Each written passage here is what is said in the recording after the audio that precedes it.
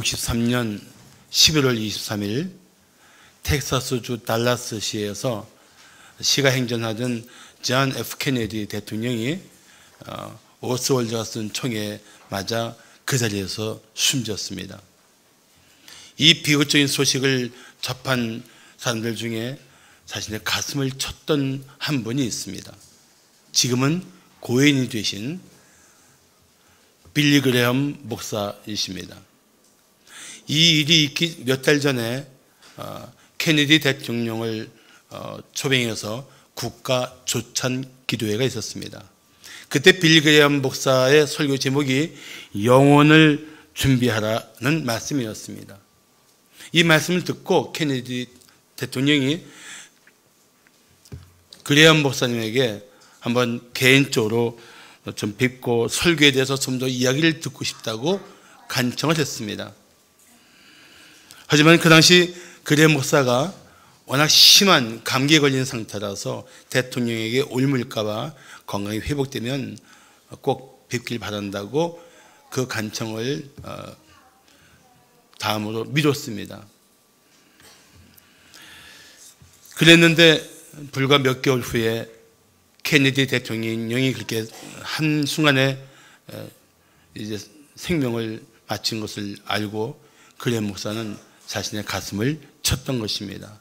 복음을 전할 기회를 놓쳤다는 그 사실이 너무나 가슴 아파서 빌리 그레엄 목사는 자신의 전기에서 자기가 가장 후회하는, 가장 가슴 아프게 생각하는 일생의 일 중에 이 케네디 대통령의 간청을 들어주지 못한 것이라고 기록했습니다. 사실 오늘 우리는 우리 이웃들을 우리 교회에 초대했습니다. 우리 성도들이 정말 한 분 한 분을 초대하기 위해서 얼마나 애쓰고 힘썼는지 우리 교회 오신 분들이 아실 겁니다. 정말 잘 오셨습니다. 사실 우리 이웃들에게 함께 나누고 싶은 매우 중요한 이야기가 있어서 이것에 초대를 했습니다. 세상 연대를 보면 BC와 AD로 구분합니다. BC는 Before Christ, 그리스도 이전이라는 뜻이고, AD는 라틴어인데 안노 도미니, 주 안에서라는 뜻입니다. 주님의 시대 안에서. 역사 속에서도 예수 그리스도를 중심으로 그 전과 그 후로 나누어지는 것처럼 한 사람의 생애 속에서도 예수를 만나면, 인격적으로 예수를 만나면 한 사람의 생애가 예수 만나기 전과 만나기 후로 확연하게 구분이 됩니다. 그런데 예수를 인격적으로 만난 사람들의 변화가 너무나 놀라워서 우리는 이 은혜를 나누고 싶어서 우리 이웃들을 초대하고 있습니다. 이 예수를 전하지 않을 수가 없어서 우리 성도들이 한 분이라도 더 이 예수를 만나도록 원하고 있는 것입니다. 예수를 인격적으로 만난다는 것은 다른 말로 하면 하나님의 은혜를 받는다는 뜻입니다. 이 은혜는 받아도 되고 받지 않아도 되는 선택사항이 아닙니다. 반드시 받아야 할 하나님의 은혜입니다. 자, 하나님의 은혜를 받기 위해 우리가 알아야 할 것이 무엇일까요? 첫째, 하나님 없는 삶의 실상을 알아야 합니다. 4명의 친구가 있었습니다. 모두 같은 교회 다니는 젊은이들인데 성경을 공부하다가 마침 야고보서 5장 16절 말씀을 보고 감동을 받았습니다. 이러므로 너희 죄를 서로 고하라. 그래서 서로 자신의 약점을 고백하기로 했습니다. 한 친구가 말합니다. 나는 말이야 교회 다니지만 술, 담배를 끊지 못했어. 그래서 교회 갈 때는 담배 피고 양치하고 간다네. 둘째 친구 말합니다. 나는 말할 때 나도 모르게 자꾸 거짓말을 하게 돼 라고 고백했습니다. 셋째 친구가 말합니다. 나는 아직 도벽을 버리지 못했어. 남의 물건을 보면 자꾸 손을 댄다니까. 그런데 이야기를 다 듣고도 넷째 친구가 말하지 않는 거예요. 도초를 했습니다. 야, 너는 약점이 없어? 너도 말하라고. 독촉을 받자 할 수 없이 이 친구가 대답 말합니다. 사실 나는 남의 약점을 알면 불고 다니는 게 내 약점이야.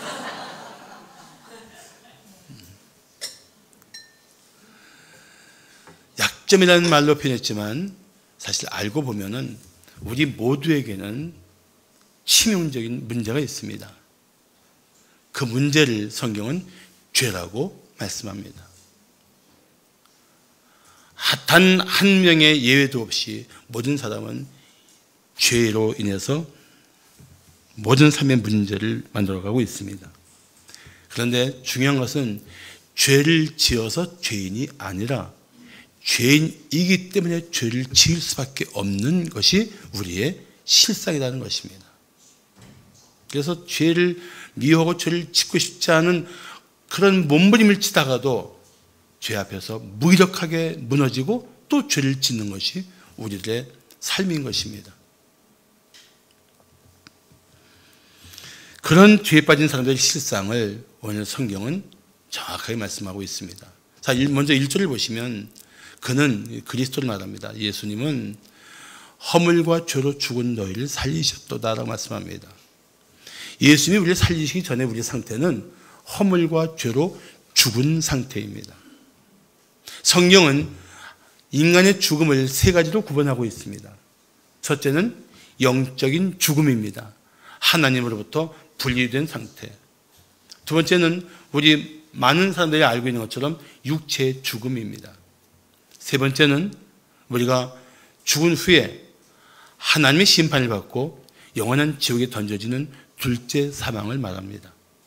이 순서가 사실은 피할 수 없는 순서예요. 하나님과 분리된 영적인 죽음의 상태에서 결국 죄로 말미암아 죽고 그 죄로 영원한 심판을 받는 것. 이게 모든 인간이 반드시 하나님 앞에 받게 될 죄의 대가인 것입니다. 피할 수 있는 사람은 하나도 없습니다.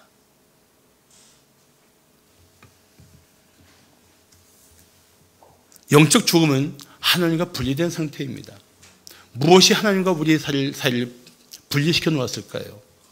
하나님의 형상으로 지음받은 인간이 하나님과 사랑의 교제를 나누도록 특별하게 창조된 인간이 왜 하나님과 분리되어 있을까요? 그것이 바로 죄 때문이라는 것입니다. 그래서 로마서 3장 23절 말씀하기를 모든 사람이 죄를 범하였음에 하나님의 영광에 이르지 못한다고 말씀하고 있습니다.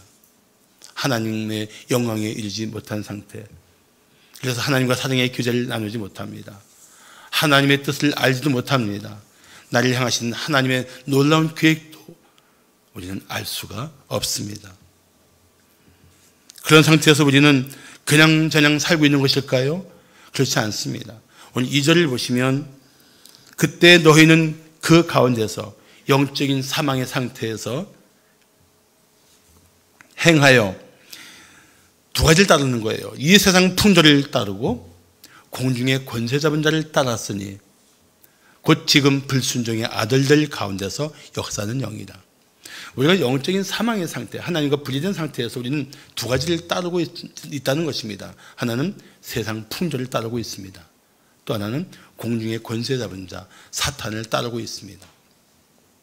세상 풍조라는 것은 하나님을 인정하지 않는 채 죄에 빠져 살고 있는 사람들을 따라가고 있다는 것입니다. 이 몰려가는 삶의 끝자락에 멸망이 있는 것을 알지 못한 채 살고 있다는 것입니다. 이게 죄든 아니든 내 마음을 만족시킬 수 있고 내 삶에 무언가 기대하는 것이 있다면 넋을 잃고 따라가고 있다는 것입니다. 그래서 동시에 우리가 사탄의 지배를 받고 있다는 것을 성경은 말씀하고 있습니다. 영적인 죽음의 상태에서 우리는 사탄의 지배를 받을 수밖에 없습니다. 온 인류는 둘 중에 하나입니다. 하나님께 속한 사람이든가 사탄의 노예로 살고 있든가. 난 둘 다 안 믿고 난 둘에게 속하지 않았다고 말할 수 있는 이 어중쩡한 회색 지대는 없습니다. 하나님을 인정하지 않으면 하나님을 아버지라 부를 수 없으면 이미 사탄의 권세 속에 있는 것입니다. 그것이 인간의 실상이에요. 성경이 밝혀주시는 인간의 실존이 그렇습니다. 사람들은 손이 없는 날 이사를 가려고 합니다. 손이 뭔가 했더니 귀신이에요. 우리 생활 속에서도 귀신에 대한 두려움, 화에 대한 두려움, 재앙에 대한 두려움들이 우리 마음을 지배하고 있는 것입니다. 예수 믿는 사람은 그거 안 따집니다. 손이 있는 날 이사하니까 이사비도 할인해주고 복잡하지도 않아요.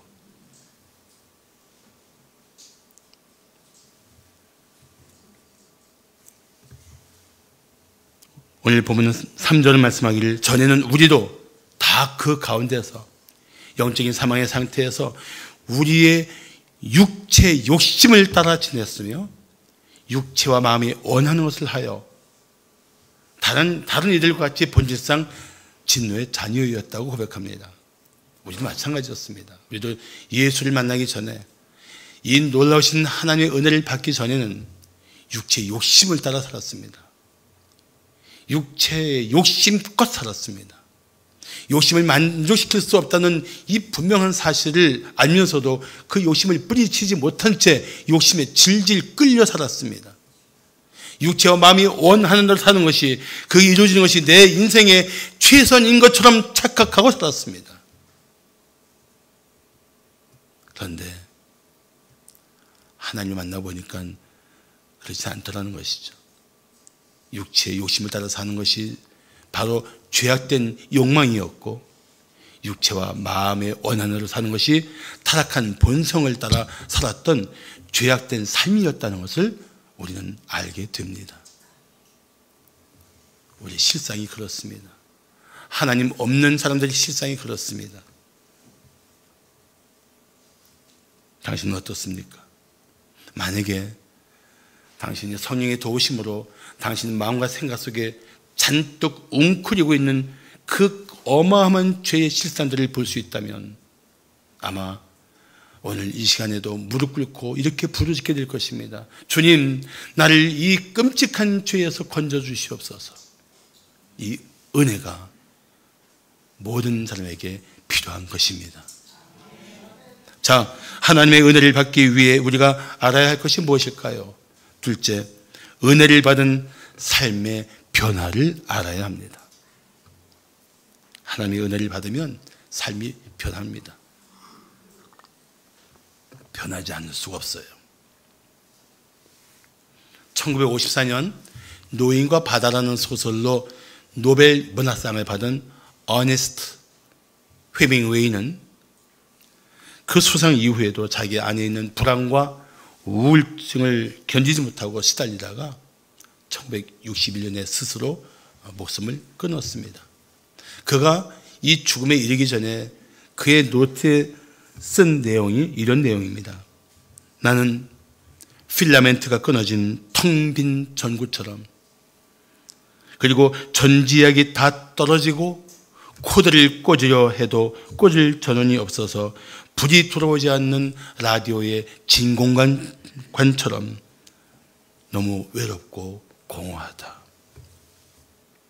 세상의 명성으로도 세상의 부귀로도 채울 수 없는 인간의 마음속에 공허함이 있습니다. 오직 하나님으로만 채워질 수 있는 영적 공허함입니다. 그러므로 인간이 이 마음의 공허함을 해결할 수 있는 길은 오직 한 가지, 하나님께 돌아오는 것입니다. 하나님께 돌아와야 이 마음의 세상의 그 무엇으로도 채울 수 없는 공허함을 채우고 진정한 마음의 평화, 진정한 마음의 만족을 노래할 수가 있는 것입니다. 하나님께 돌아온 것 밖에는 길이 없어요. 오늘 4절을 말씀하기를 긍휼이 풍성하신 하나님이 우리를 사랑하신 그 큰 사랑을 인하여 라고 말씀합니다. 여기 두 가지가 중요한 단어예요.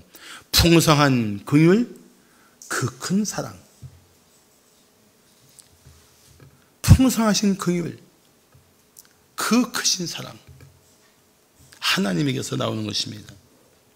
하나님은 죄에 빠진 우리를 긍휼히 여기십니다.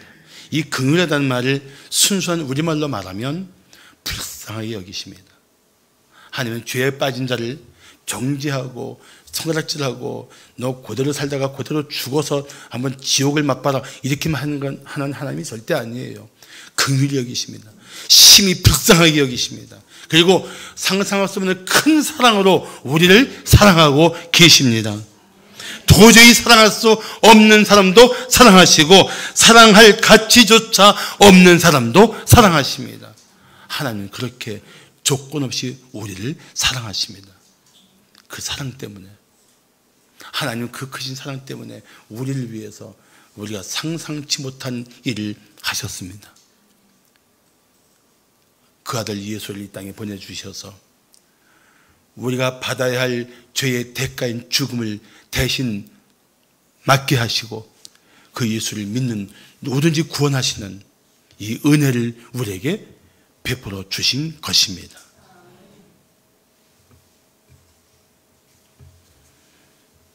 그래서 요한복음 3장 16절은 말씀하기를 하나님이 세상을 이처럼 사랑하사 독생자 예수 그리스도를 주셨으니 이는 그 예수를 믿는 자마다 멸망하지 않고 영생을 얻게 하려 하심이라고 말씀하고 있습니다.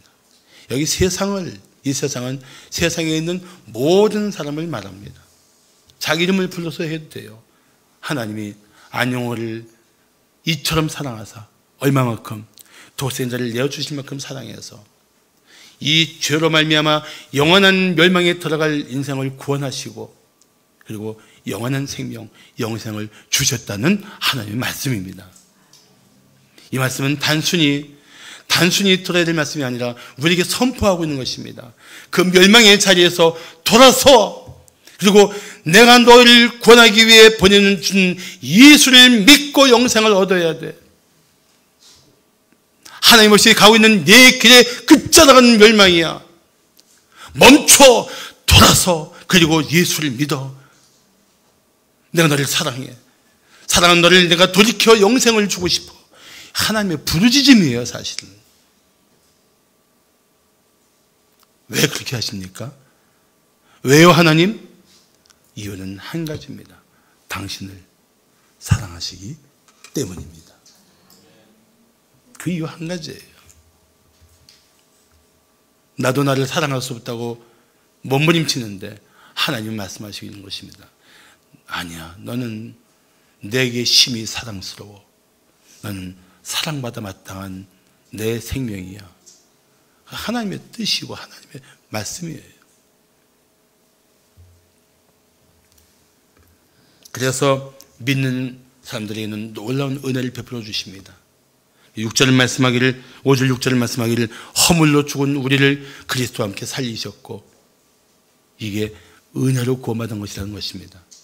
또 함께 일으키사 그리스도 예수 안에서 함께 하늘에 앉히시니 우리 예수 안에서 죽음의 권세를 벗어났고 예수 안에서 천국의 약속을 받는다는 것입니다. 하나님의 은혜를 받으면 하나님의 은혜 속에 나타난 예수를 믿으면 누구든지 죽음의 권세에서 구원받고 누구든지 이 땅의 생명이 끝나는 날 천국에서 영원히 살게 될 것입니다. 그것이 하나님의 은혜를 받은 자의 삶의 놀라운 변화인 것입니다.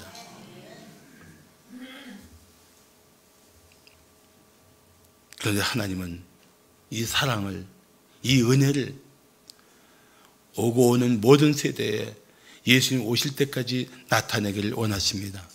그래서 7절은 이렇게 말씀하고 있는 것입니다. 이는 그리스도 예수 안에서 우리에게 자비하심으로써 그 은혜의 지극히 풍성함을 오는 여러 세대에 나타내려 하심이라. 오늘이 바로 그 은혜가, 이 지극히 풍성한 은혜가 나타난 날입니다. 오늘 그 예수를 마음에 영접하기를 축복합니다. 오늘 이 하나님의 은혜를 받고 하나님의 구원에 이르는 이 구원받을 받을 만한 믿음으로 하나님 앞에 나오는 여러분 되시기를 축복합니다. 그런데 이 은혜를 받기 위해 할 일이 무엇입니까? 간단해요. 이 은혜를 받을 수 있는 길, 나를 위해 대속의 피를 흘리신 예수를 믿는 것입니다. 너무 단순하다고요? 아닙니다. 하나님은 모든 사람이 믿고 구원받게 하기 위해서 가장 단순하지만 가장 확실한 구원의 길을 열어주신 것입니다. 그래서 8절과 9절을 말씀하기를 너희는 그 은혜에 의하여 믿음으로 말미암아 구원을 받았으니 이것은 너희에게서 난 것이 아니요 하나님의 선물이라. 행위에서 난 것이 아니니 이는 누구든지 자랑하지 못하게 하려 합니다. 선물이에요. 하나님의 선물. 하나님은 이 선물을 여러분이 받기를 원하십니다. 이 선물을 주시기 위해 하나님은 독생자를 내어주시는 큰 희생을 기꺼이 감당하시고 오늘 이 선물을 받고 구원받기를 원하십니다. 이 선물을 받으십시오. 주저하지 말고 받으시기를 축복합니다. 마지막으로 하나님의 은혜를 받기 위해 우리가 알아야 할 것이 무엇일까요? 셋째, 은혜를 받은 삶의 미래를 생각해야 합니다. 미국의 지성으로 불리는 R.C. 스프라울 교수는 이런 말을 했습니다. 현대인은 지금 이 세상이 전부라는 것, 심판이 없다는 것, 영원히 없다는 것에 자신의 목숨을 걸고 내기를 하고 있다. 얼마나 위험한 도박입니까? 하나님이 없다고, 심판이 없다고, 영원이 없다고 이 세상이 전부인 것처럼 살고 있는, 그래서 이 세상이 전부인 것처럼 거기에 내 생명을 걸고 살고 있는 것이 얼마나 위험한 선택이냐는 것입니다. 죽었는데 하나님 앞에 심판받을 죄들로 서게 된다면, 죽었는데 영원히 살 곳이 있었다는 것을 깨닫게 된다면 그때는 어떻게 할 거예요? 그때는 늦었습니다. 지금 이 땅에 호흡이 있는 동안 예수를 믿어야만이 이 영혼을 준비할 수 있습니다. 저는 이 내기의 승자는 하나님이시라고 믿습니다. 저는 단호하게 말씀드립니다. 하나님을 인정하지 않는 사람들은 백전백패할 것입니다. 이 내기의 승패는 이미 정해져 있습니다. 왜 그렇습니까? 하나님은 살아계시기 때문에 그렇습니다. 하나님은 때가 되면 믿는 자를 구원하시고 믿지 않는 자를 심판하러 다시 오실 것이기 때문에 그렇습니다. 이 사실을 알면서 우리가 어떻게 잠잠할 수 있습니까? 그냥 하는 말이 아닙니다. 반드시 그 때가 올 것입니다. 세상이 주는 재미있는 영화나 드라마, 그리고 사람의 육체를 자극하는 온갖 악한 재미는, 쾌락은 이 현재를 즐기려고 목청껏 외치고 있습니다. 하나님이 미워하는 죄에 대한 어떤 경고음도 들리지 않습니다. 오히려 하나님이 미워하시는 죄의 늪에 빠지도록, 이 죄의 쾌락을 즐기도록 부추기고 있습니다. 세상은 더욱 이런 일들을 심하게 행하고 있습니다.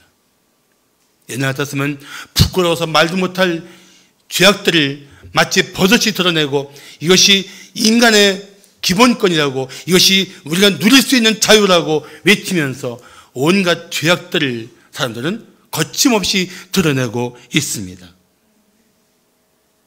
인류의 종말이 얼마나 끔찍한 심판이라는 것조차도 사람들은 듣지 못하고 있습니다. 누구도 말해주지 않고 있습니다. 그렇지만 우리는 하나님께서 행하실 일을 믿기에 이것을 전하지 않을 수가 없습니다. 하나님의 때가 반드시 올 것입니다. 멀지 않은 날에 올 것입니다. 아무도 그 때와 시를 모를 뿐이지 반드시 올 것입니다. 그래서 우리는 어느 때보다도 더 그 때를 바라보고 하나님의 은혜를 입은 자다운 삶을 살기를 힘써야 합니다. 자, 오늘 10절을 보시면 10절 다 함께 본독해 볼까요? 우리는 시작. 우리는 그가 만드신 바라 그리스도 예수 안에서 선한 일을 위하여 지으심을 받은 자니 이 일은 하나님이 전에 예비하사 우리로 그 가운데서 행하게 하려 하심이라고 말씀합니다. 아멘. 우리는 그가 만드신 바라. 이게 영어로 보면 재밌게 되어 있어요. We are God's workmanship. 우리는 하나님의 작품이라는 뜻이에요. 하나님의 작품이다. 만약에 다른 영어로 말한다면 저는 이렇게 말하고 싶어요. We are God's masterpiece. 걸작품이다. 하나님이 만들어 가시는 걸작품이다. 사랑하는 성도 여러분, 잊지 마십시오. 당신은 하나님의 명작입니다. 명품입니다. 걸작품입니다. 하나님이 심히 사랑하시고 기뻐하시는 생명입니다. 우리가 전에 죄악에 빠져 살 때에는 가치 없이 여겼던 인생들을 하나님은 그 죄의 늪에서 건져내시고 우리를 깨끗하게 하사 새롭게 하시고 우리를 존귀한 자로 인정하고 계신 것입니다. 그럴 뿐 아니라 우리는 그의 만드신 바라 하는 이 말의 시제를 보면 하나님이 지금 만들어 가시는 작품이란 뜻입니다. 아직 완성되지는 않았습니다. 그러나 신실하신 하나님은 우리를 향하신 당신의 뜻을 반드시 이루실 것입니다. 우리를 향한 하나님의 계획을 온전히 이루실 것입니다. 그래서 모든 그리스도인들은 소망이 있습니다. 지금이 전부가 아니에요. 반드시 우리가 영화롭게 될 날을 향해서 하나님이 때마다 우리를 빚어가고 계시는 하나님의 작품이라는 것입니다. 그만큼 존귀한 사람들이에요. 철없는 아이들을 유치원에만 보내지 말고, 유치한 아이들을 유치원에만 보내지 말고 하나님의 사람으로서의 가치를 심어주면 그렇게 그 하나님의 계획대로 살게 될 것입니다. 그것이 우리 그리스도인들의 삶의 미래입니다. 비록 현실이 힘겹고 고통스러울지라도 우리 삶이 어떻게 될 것인지를 계획하신 하나님을 믿으십시오. 마침내 우리 삶에 하나님의 뜻이 이루어질 때가 올 것입니다. 이 믿음은 결코 헛되지 않습니다. 그러므로 우리는 하나님의 은혜를 받은 사람다운 삶을 살아가야 합니다. 그것이 바로 선한 일을 위하여 지으심을 받았다는 뜻입니다. 선행으로 구원받는 것은 아니지만 구원받은 사람은, 이 하나님의 은혜를 입은 사람은 선행을 함으로써 하나님의 사람다운 삶을 살아야 한다는 것입니다. 이제부터 자신의 본성을 따르지 말고 하나님의 기뻐하는 뜻을 따라 살아가십시오. 이제부터 세상 욕심에 좌우되지 말고 하나님의 영광을 위해 살아가십시오. 이제부터 사람들의 어리석은 생각을 따르지 말고 오직 성경의 진리를 따라 살아가십시오. 그것이 하나님의 은혜를 입은 성도들다운 삶인 것입니다.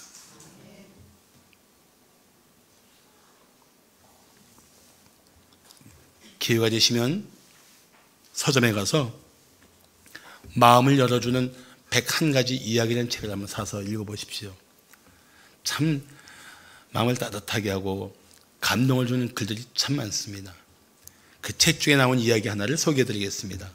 어느 부부가 휴일 아침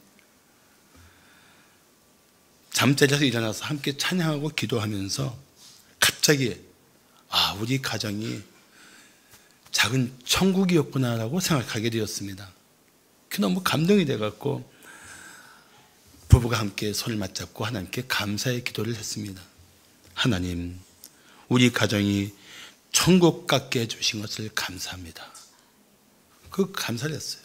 감사하고 나니까 감사하고 난 후에 그들 마음에 갑자기 이 천국의 기쁨을 오늘은 누군가에게 나눠야 되겠다 하는 마음까지 들었습니다.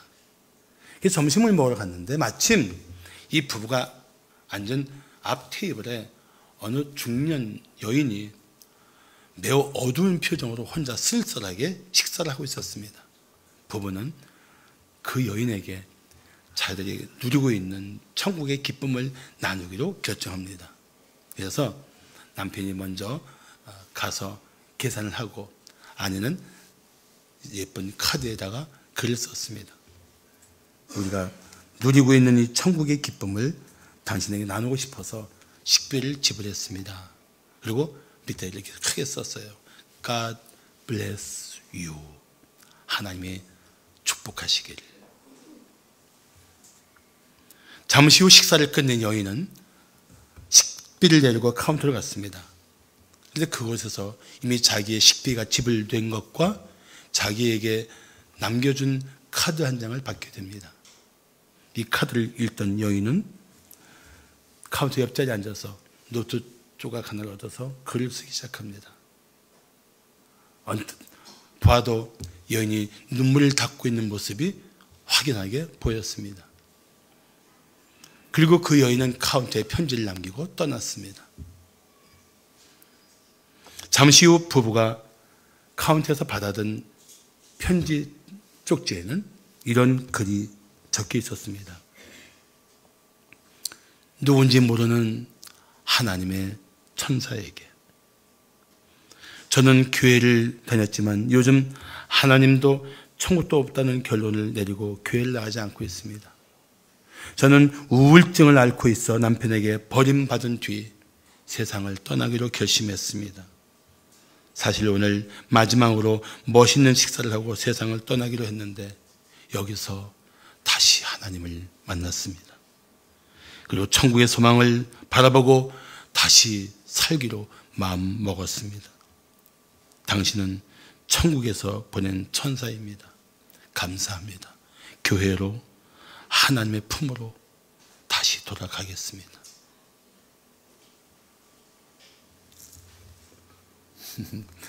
천국의 기쁨을 나눈 이 부부에게 돌아온 아름다운 고백, 부부는 얼마나 기뻤을까요?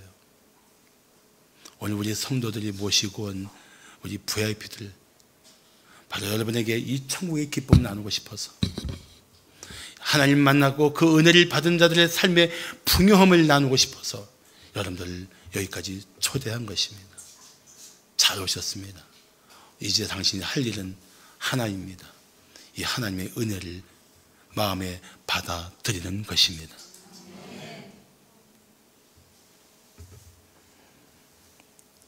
죄에 빠진 당신을 구원하시려고 하나님은 독생자 예수에게 십자가에서 대속의 피를 흘리게 하셨습니다. 그리고 예수를 믿으면 누구든지 구원을 하십니다. 이것을 우리는 하나님의 은혜라고 고백합니다. 은혜는 도저히 받을 자격이 없는 자에게 거저 주어지는, 그렇게 풍성하게 베푸시는 하나님의 사랑을 의미합니다. 하나님은 오늘 이 선물을 당신에게 주시기 원하십니다.